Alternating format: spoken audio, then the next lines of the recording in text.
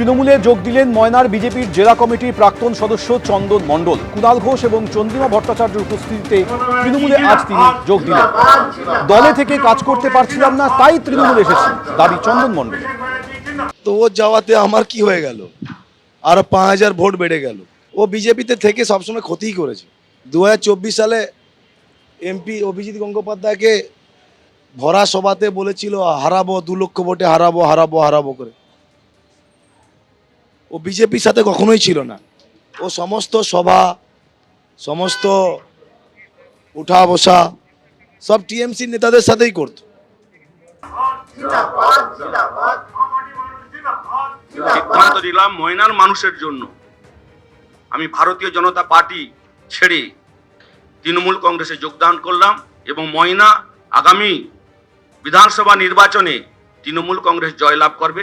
আমার নামে কুৎসা রটনা করলেও কোনো মানুষ বিশ্বাস করবে না, কারণ আমি প্রশাসনিক ক্ষমতায় আজ পর্যন্ত কোনোদিন বিলং করিনি। আমার মিসেস এই মাত্র 2 বছর আড়াই বছর শুধু গ্রাম পঞ্চায়েতের একজন সদস্য। এখানে তৃণমূল কংগ্রেস, এখানে বিজেপি যদি প্রচার করে আমি টাকা দুর্নীতি মুক্ত এসবের বিষয় কোনো নেই। মামাটি মানুষের সরকারের পক্ষে আমি আছি, থাকবো।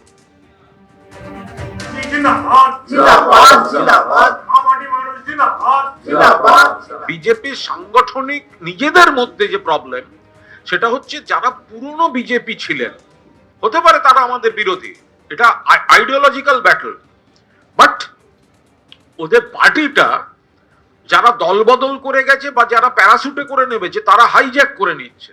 আগামীকাল শেষ হচ্ছে এসআইআর শুনানি। তার আগে মুখ্য নির্বাচন কমিশনার তিনি আজকে ভার্চুয়াল বৈঠক করেন, যে বৈঠকে একাধিক জেলা শাসকের ভূমিকা নিয়ে রীতিমতন অসন্তোষ প্রকাশ করেছে জাতীয় নির্বাচন কমিশন। ডিএম যারা ডিইও অর্থাৎ এই জেলা শাসকরা যারা মুখ্য জেলা নির্বাচনী আধিকারিক, তাদের ভূমিকা নিয়ে অসন্তোষ প্রকাশ করেছেন মুখ্য নির্বাচন কমিশন। কমিশন জানতে চেয়েছে যে কোন কর্তৃত্বে ইআরও এইআরওদের ডেকেছিলেন ইএমআরও।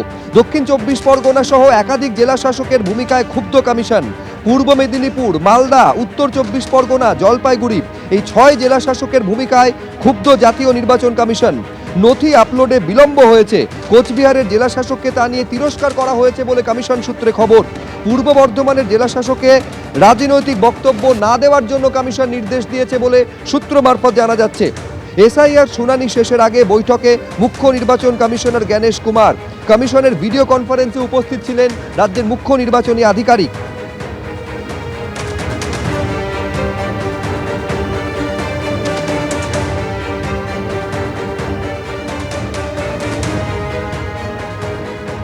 আর এরই মধ্যে রাজ্যের মুখ্য সচিব নন্দিনী চক্রবর্তীকে দিল্লিতে তলব করেছে জাতীয় নির্বাচন কমিশন। দুপুর 3টে নাগাদ তাকে হাজির হতে বলা হয়েছে। ঘড়ির কাঁটায় এখন 4টে পেরিয়ে গিয়েছে, অর্থাৎ নির্ধারিত সময়ের পর আরও 1 ঘন্টা পেরিয়ে গিয়েছে। আমি এই মুহূর্তের আপডেটটা জানবো সরাসরি। রুমা পাল আমাদের প্রতিনিধি রয়েছেন। রুমা, কি খবর রয়েছে? দেখো, জানিয়ে রাখি যে নির্বাচন কমিশন থেকে এখনো পর্যন্ত এই সংক্রান্ত কোনো কিছু জানানো হয়নি। অন্যদিকে এটাও ঠিক যে আজকে সকালবেলা মুখ্য সচিব তিনি দিল্লিতে গেছেন। 3টে নির্ধারিত সময় ছিল 3টে। আর কেন তাকে ডাকা হয়েছে সেই বিষয়ে আরো একবার বলে রাখি যে যেহেতু নির্বাচন কমিশনের তরফ থেকে একাধিক নির্দেশ আসছিল, কিন্তু রাজ্যের তরফ থেকে দেখা যাচ্ছিল সেটা কিন্তু মানা হচ্ছিল না বা অমান্য করা হচ্ছিল। যেমন প্রথম দিকেই জানিয়ে রাখি যে 2 জন ইআরও এবং 2 জন এইআরওর ক্ষেত্রে তাদের এফআইআর এর ক্ষেত্রে কিন্তু বারবার নির্বাচন কমিশন থেকে বলা হচ্ছিল, কিন্তু রাজ্যের তরফ থেকে এফআইআর এর বিষয়টা কিন্তু কোনোভাবেই কর্ণপাত করা হয়নি বা করা হয়নি। অন্যদিকে জানিয়ে রাখি আরো একটা বিষয়, বসিরহাট 2 এর ভিডিও যিনি ছিলেন, সেখানে দেখা গেছে যে তিনি সুপ্রিম কোর্টের নির্দেশ অমান্য করেই নিজের উদ্যোগে অতিরিক্ত আধিকারিক নিয়োগ করেছিলেন। সেটা কেন করেছিলেন সেটাও কিন্তু নিয়ম বহির্ভূত। সেই নিয়েও কিন্তু রাজ্যকে প্রশ্ন করা হয়েছিল। সেটা সেই সম্পর্ক কিন্তু রাজ্যের তরফ থেকে কোনো সদুত্তর মেলেনি। বা এই বসিরহাট 2 ভিডিওর ক্ষেত্রে যাতে কোনো স্টেপ বা পদক্ষেপ নেওয়ার ক্ষেত্রে কিন্তু তাদের রাজ্যের তরফ থেকে কোনো তারা কিন্তু পদক্ষেপ নেয়নি। অন্যদিকে আরো গুরুতর অভিযোগ ছিল যে 3 জন ইলেকটোরাল রোল অবজারভার তাদেরকে বদলি করা হয়েছিল এবং নির্বাচন কমিশন চেয়েছিলেন, স্পষ্টভাবে নির্দেশ ছিল যে এরা যেহেতু রোল অবজারভার কাজ করছেন তাদের বদলি যাতে না করা হয়। অন্যদিকে এটাও ঠিক যে এসডিও বা এসডিএম স্তরের আধিকারিকদের ইআরও এবং রিটার্নিং অফিসার হিসেবে সঠিকভাবে নিয়োগ করা হয়নি, যা সরাসরি কমিশনের নির্দেশের বিরোধী, এমনটাও কিন্তু বলেছিল। দেখা যাচ্ছে রাজ্য সরকার সেই উত্তরে কিন্তু নির্বাচন কমিশন সন্তুষ্ট ছিল না। সেই কারণে কিন্তু মুখ্য সচিবকে দিল্লিতে নির্বাচন কমিশনে তলব করা হয়েছে। রুমা তোমায় ধন্যবাদ। এর আগে আপনারা জানেন যে এর আগে যিনি মুখ্য সচিব ছিলেন মনোজ পান, তাকে নির্বাচন কমিশনের ফুল বেঞ্চের সামনে হাজির হতে হয়েছিল। এবার নন্দিনী চক্রবর্তী, যিনি এই মুহূর্তে এই রাজ্যের মুখ্য সচিব, তাকে দিল্লিতে তলব করা হয়েছে। তৃণমূলের তা নিয়ে কি প্রতিক্রিয়া, তৃণমূল মুখপাত্র অরূপ চক্রবর্তী কি বলছেন, দেখবো একবার। কৃতদাস কমিশন, তাদের কোনো এখতিয়ারই নেই।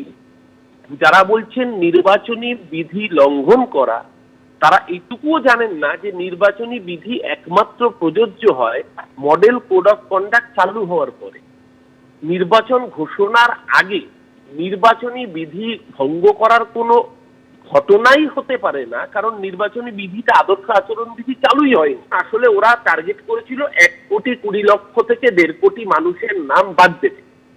গায়ের জোরে বাদ দিতে গিয়ে যখন মুখ্যমন্ত্রী নিজে সুপ্রিম কোর্টে শুনানিতে অংশগ্রহণ করেছেন, ওই লজিক্যাল ডিসক্রিপেন্সির অসভ্যতাটা এক্সপোজ হয়ে গেছে। সুপ্রিম কোর্টের ধ্যাতানি খেয়ে মাইক্রো অবজারভারদের হাত গুটিয়ে সুসুর করে পালাতে হচ্ছে বাংলা থেকে। তখন এই ভোট চুরি করতে না পারার গায়ের ঝাল মেটানোর জন্য এই ধরনের অসভ্য বর্বর অর্ডার আবারও প্রমাণ করলো যে নির্বাচন কমিশন আসলে বিজেপির কৃতদাস কমিশন ছাড়া আর কিছুই নয়। মুখ্য সচিব নন্দিনী চক্রবর্তীকে দিল্লিতে তলব করা হয়েছে। জাতীয় নির্বাচন কমিশনের একাধিক নির্দেশ রাজ্য অমান্য করেছে বলে অভিযোগ সামনে রয়েছে। এছাড়াও নির্বাচনী আধিকারিক যারা এসআইআর এর কাজের সঙ্গে যুক্ত, তাদের ভূমিকা নিয়েও কমিশনের একগুচ্ছ প্রশ্ন রয়েছে। এই আবহে নন্দিনী চক্রবর্তীকে দিল্লিতে তলব। বিরোধীরা কি বলছেন তা নিয়ে দেখুন। পশ্চিমবঙ্গের এক শ্রেণীর আইএএস এবং আইপিএস অফিসারদের তাদের বারংবার কেন্দ্রীয় সরকারি নির্দেশিকা অমান্য করা অথবা নির্বাচন কমিশনের নির্দেশিকা অমান্য করা, এটা অভ্যেসে পরিণত হয়েছে। মুখ্যমন্ত্রীকে খুশি রাখতে গিয়ে তারা দেশের আইন, আদালত, সরকারি ব্যবস্থাকে উপেক্ষা করছে। শুধু টাকা নয়, আমি ব্যক্তিগতভাবে চাই নির্বাচন কমিশন তারা ব্যবস্থা নিক কঠোর। উনি তো কমিশনের নির্দেশ একাধিকবার ভায়োলেট করেছেন, রাজ্য সরকারের বা বলা যায় শাসক দলের দলদাসের মতো করে কাজ করে যাচ্ছেন, এই নিয়ে কোনো সন্দেহ নেই। কমিশন বলেছে কখনো এফআইআর করতে, ওনারা এফআইআর করেনি, আরো নানাবিধ ব্যবস্থা নিতে বলেছে, ব্যবস্থা নেয়নি। কিন্তু ঘটনাটা হচ্ছে এই ধরনের তলব ইত্যাদি আমরা আগেও দেখেছি, কিন্তু কোনো ক্ষেত্রেই কোনো কার্যকারী কোনো সিদ্ধান্ত আলটিমেটলি ইলেকশন কমিশন কি কখনো কেন্দ্র সরকারের স্বরাষ্ট্র মন্ত্রক তলব করেছে, তারা কখনো কোনো কার্যকরী সিদ্ধান্ত নেয়নি।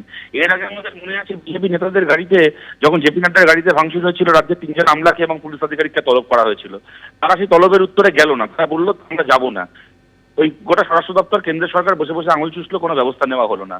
আমরা আলাপন বন্দ্যোপাধ্যায়ের ক্ষেত্রে দেখলাম, বারবার করে কেন্দ্র তলব করলো, তিনি সেই তলবকে ভায়োলেট করলেন, তার বিরুদ্ধে কোনো ব্যবস্থা হলো না। এক্ষেত্রে আমরা দেখতে চাই কোনো কার্যকারী কোনো পদক্ষেপ হয় কিনা। আদারওয়াইজ এই ধরনের তলব আমরা আগেও দেখেছি, এতে খুব কিছু হয় না। এবিপি আনন্দ, এগিয়ে থাকে, এগিয়ে রাখে।